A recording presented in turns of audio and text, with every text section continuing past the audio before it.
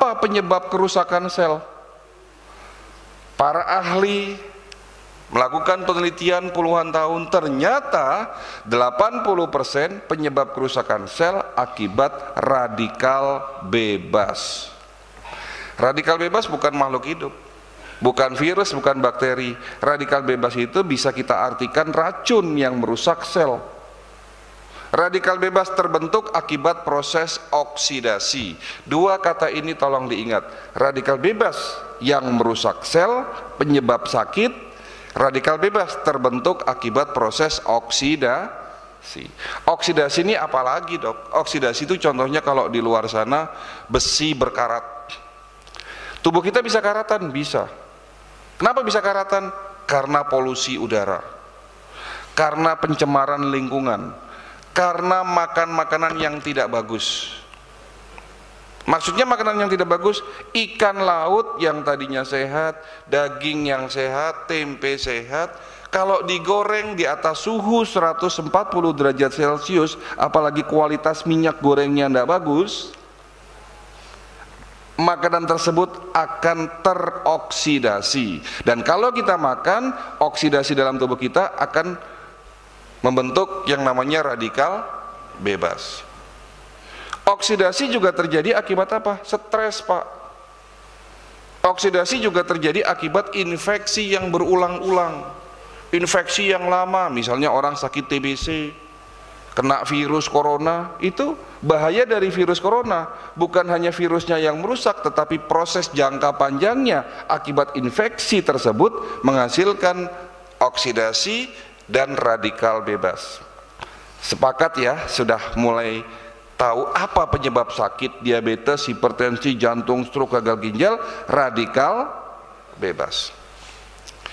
Berarti manusia tidak bisa menghindari oksidasi. Nah ini, siapa yang bisa menghindari udara yang tidak bagus? Apalagi bapak-bapak di sini tinggal di Bekasi, daerah Pantura, polusi udaranya tinggi. Siapa di sini yang bisa menghindari stres? Siapa di sini yang bisa memastikan makanannya selalu baik? Siapa di sini yang bisa meninggalkan goreng-gorengan? Nggak ada yang bisa, betul? Karena manusia tidak bisa menghindari oksidasi, oleh karena itu Allah sudah menyiapkan obatnya. Ini obat paling mujarab yang diproduksi di setiap sel tubuh kita, namanya antioksidan. Antibody ceritanya beda lagi nanti. Nama juga oksidasi, ada penangkalnya namanya antioksidan.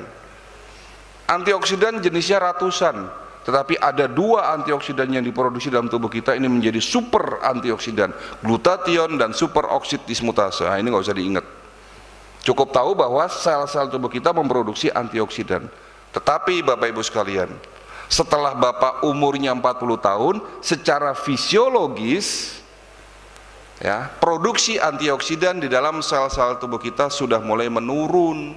Makanya Rasul bilang, hati-hati bagi mereka, bagi umatku yang masuk usia 40 tahun. Warning, karena pada saat itu banyak muncul penyakit di atas usia 40 tahun. Gara-gara apa? Produksi antioksidannya sudah mulai menurun. Kalau tidak diimbangi dengan gaya hidup yang bagus, radikal bebas terbentuk. Tapi kembali lagi, Allah maha baik. Allah bukan hanya menciptakan antioksidan dalam tubuh kita, tetapi Allah juga menyiapkan antioksidan ada dalam makanan kita. Tadi di awal saya katakan obat kita ini ada 3. Obat yang dalam bentuk herbal atau obat kimia, obat itu ada dalam makanan, dan obat itu ada dalam diri kita. Salah satu obat dalam tubuh kita namanya antioksidan. Antioksidan di makanan di mana? Di buah-buahan. Contoh antioksidan namanya resveratrol, dapat mencegah penyakit jantung koroner. Ada di mana? Biji buah anggur. Bapak kalau makan anggur, bijinya jangan dilepeh, dikunyah, ditelen. Obat buat sakit jantung. Ya, sekarang malah cari anggur yang tanpa biji. Rugi, Pak. Ya. Padahal obat itu ada dalam biji buah anggur untuk sakit jantung. Ada antioksidan namanya likopin. Bapak-bapak yang sudah mulai susah kencing, kencingnya tidak tuntas, netes lama terus tidak selesai-selesai, penyakitnya apa Pak itu? Prostat. Bisa diobati, bisa dicegah dengan antioksidan namanya likopin. Ada di mana? Buah tomat. Tiap hari makan tomat, insya Allah sehat prostatnya. Ya. Antioksidan namanya bromelin, dapat mencegah penyakit kanker. Ada di mana? Buah nanas. Bapak, ibu ya, terutama ibu kalau motong nanas, bonggol tengahnya yang keras jangan dibuang. Di situ kandungan bromelinnya paling tinggi. Malah dibuang toh.